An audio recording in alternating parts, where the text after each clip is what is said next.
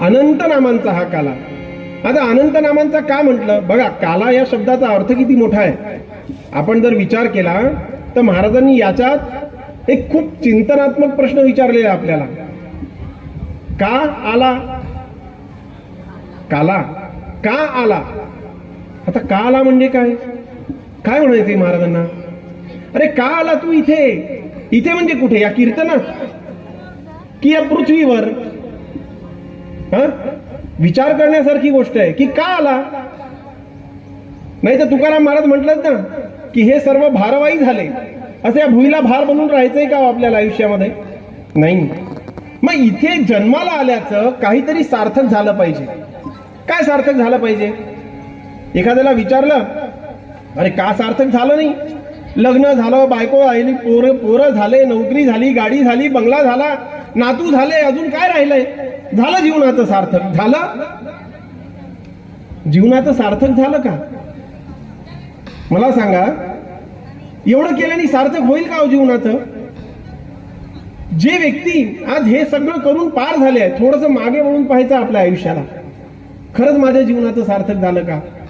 मी माझ्यासाठी काय कमवलं की जे मला सोबत येणार आहे? पैसा, अडका, गाडी. अरे जो देह आईच्या उदरातून जन्माला घेऊन आलो, तो देह सुद्धा नेऊ शकतो का जाताना सोबत?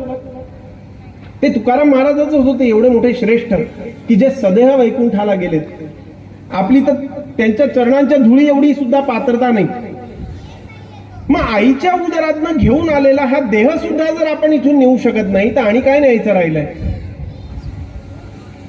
मग का आला? जीवनाचा काला झाला पाहिजे. महाराज म्हणतात की जीवनाचा काला झाला पाहिजे.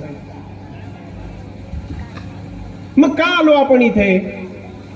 तर ह्याचं चिंतन करताना आपल्याला तुकाराम महाराजांनी सांगून ठेवलंय, जन्माचे ते मूळ पाहिले शोधून, दुःखासी कारण जन्म घ्यावा.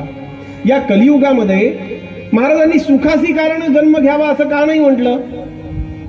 खरं सुख आहे का आपल्याला? खरं सुख आहे का?